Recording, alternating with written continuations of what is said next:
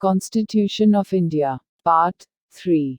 Fundamental Rights. Right to Freedom. Article 20. Protection, in respect of conviction for offences. No person shall be convicted of any offence except for violation of a law, in force, at the time of the commission of the act, charged as an offence, nor be subjected to a penalty greater than that which might have been inflicted under the law, in force, at the time of the commission of the offence. No person shall be prosecuted and punished for the same offence more than once. No person accused of any offence shall be compelled to be a witness against himself.